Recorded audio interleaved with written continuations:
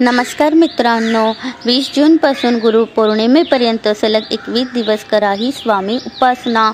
नमस्कार मित्रांनो, श्री स्वामी समर्थ. कोणत्याही गोष्टीत सातत्य असल्याशिवाय फळ मिळत नाही. गुरुपौर्णिमेला 21 दिवस बाकी असल्याने ही सांगितलेली उपासना करा आणि स्वामी कृपेची प्रचिती घ्या. यंदा 10 जुलैला गुरुपौर्णिमा आहे. 20 जूनपासून उपासनेला सुरुवात केली तर 10 जुलैपर्यंत 21 दिवस उपासना करता येईल. प्रत्यक्षाने महाराज आपल्या सोबत असतात, दिसत नाहीत कारण तितकी आपली कुवत नाही, पण ते असतात. आपल्याला दुःख झाले तरी त्यांच्याही डोळ्यातून अश्रू येतात. आपल्या लाडक्या भक्तांना काहीही कधीही कमी पडू देत नाहीत. खडतर तपस्या करून घेतील, परीक्षा घेतील, पण एक दिवस इतके भरभरून देतात की त्यांच्यावर असलेले सगळे रुसवे फुगवे आपण विसरून जातो. गुरुपौर्णिमा हा आपल्या भक्तांसाठी महाराजांच्या चरणाशी आपल्या निष्ठा समर्पित करण्याचा दिवस, कृतकृत्य होण्याचा आणि गुरूंच्या प्रती आपल्या असलेल्या सद्भावना साधनेतून व्यक्त करण्याचा दिवस. आपले नित्यकर्म सोडून जप करत राहिलो तर ते महाराजांना आवडणार नाही. प्रत्येक दिवस ही एक पायरी आहे. अशा 21 पायऱ्यांची साधना आपल्याला महाराजांच्या समीप नेणार, यात शंका नको. आत्मिक समाधान आणि गुरूंप्रती निष्ठा समर्पण याचा हा त्रिवेणी संगम आहे. आपली नित्याची दिनचर्या सांभाळून सांगितलेली कुठली एक साधना करून आपण गुरुपौर्णिमा साजरी करू.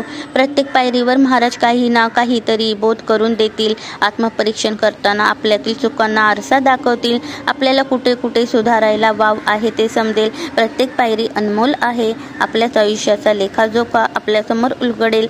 सतत दुसऱ्यांचे दोष काढणारे आपण आत्मपरीक्षण करण्यास प्रवृत्त होऊ.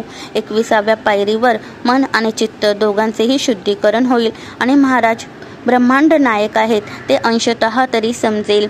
यासाठी ह्या सांगितलेल्या सेवा करा. या सेवा म्हणजे अखंड नामस्मरण किंवा संकल्पित नामस्मरण. श्री स्वामी कृपा तारक मंत्र रोज 11, 21, 51 किंवा 108 वेळा जमेल तसा करावा. तसेच श्री स्वामी चरित्र सारामृताचे पारायण करावे. श्री आनंदनाथ महाराज यांचे श्री गुरुस्तवन स्तोत्र पठण करावे. दत्त बावनी वाचावी. मानसपूजा करावी. स्वामी महाराजांच्या देवघरातील मूर्ती किंवा पादुकांना पूजा, अभिषेक, आरती, नैवेद्य अर्पण करावा. यापैकी आपल्याला जे सुचेल त्याप्रमाणे आपण एखादी साधना 21 दिवस संकल्प करून करू शकतो. त्याचसोबत रोज अन्नदान करू शकतो. या सर्वांचा उपयोग म्हणजे आपल्या स्वतःमध्ये पुढील 21 दिवसात होत जाणारा बदल. प्रपंचातील अनेक प्रश्नांची उत्तरे आपल्यालाच मिळत जातात.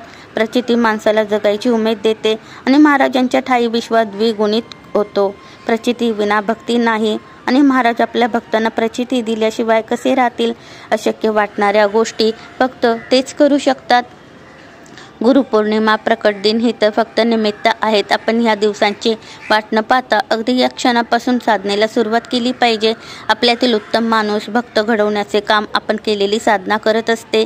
साधनेतून तावून सुलाखून निघालेला भक्त महाराजांच्या समीप जातो. त्याला गुरुचरणांच्या शिवाय काहीही दिसत नाही. साधनेच्या या काळात अनेक दिव्य चमत्कार होतात. आपल्याकडून महाराजांना नेमके काय अभिप्रेत आहे ते समोर येते. साधनेचा काळ हा आत्मपरीक्षणाचा असतो. आपल्या आतमध्ये अंतर्मनात डोकावून अनुभूती घेण्याचा असतो. मनाची सात्विकता, शांतपणा, संयम, विचार करण्याची क्षमता, मनन चिंतन सर्व काही या काळात होत जाते आणि त्यातून एक उत्तम साधक तयार होतो. लहान सहान गोष्टीत न अडकता आपले जीवन गुरुचरणांशी समर्पित करता आले पाहिजे, हे साधना शिकवते. भौतिक सुखे पायाशी हात जोडून उभी असताना झोपेच्या गोळ्या न घेता झोप येत नसेल तर त्या भौतिक गोष्टी किती निरर्थक आहेत. आणि अशा सर्व गोष्टींच्या मागे आपण आयुष्यभर लागून आपली मनशांती मात्र घालवून बसतो. मनाची शांतता, मनाचा समतोल पुन्हा मिळवण्यासाठी या 21 पायऱ्या 21 दिवसात चढताना दिव्य अनुभव येतात. आपलीच आपल्याला नव्याने ओळख होत जाते. आयुष्यभर दुसऱ्यांचे गुण अवगुण शोधणाऱ्या आपल्याला आपल्यातील असंख्य अवगुणांची ओळख होते. मन स्वीकारते पण अंतर्मन नाही. अशा सर्व गोष्टी आरशासारख्या स्वच्छ होतात. आपल्यातील आणि महाराजांमधील आपल्या अहंकाराची भिंत जणू कोसळून पडते. महाराजांचे अस्तित्व, सहवास प्रत्यक्ष अनुभवायला मिळणारे भक्त किती किती भाग्यवान असतील. डोळे मिटले तरी अक्कलकोट शेगाव समोर उभे राहते, तेव्हा तो क्षण आपण महाराजांच्या खूप समीप असतो. स्वामी म्हणजे स्वाहा मी. या साधनेतून आपण आपल्यातील मीला म्हणजेच अहंकाराला कायमची तिलांजली देण्याचा प्रयत्न करू. महाराजांच्या नावातच आणि त्यांच्या चरणांशी आपले जग आहे, बाकी सब कुछ फोल आहे, अर्थहीन आहे याची जाणीव करून देणारी साधना आपल्याला काट टाकल्यासारखे नवीन जीवन देईल या दुमत नसावे. तुम्हा आम्हा सर्वांना करत असलेल्या साधनेतून आनंद मिळू दे हीच महाराजांच्या चरणी प्रार्थना. श्री स्वामी समर्थ. जय जय स्वामी समर्थ. धन्यवाद.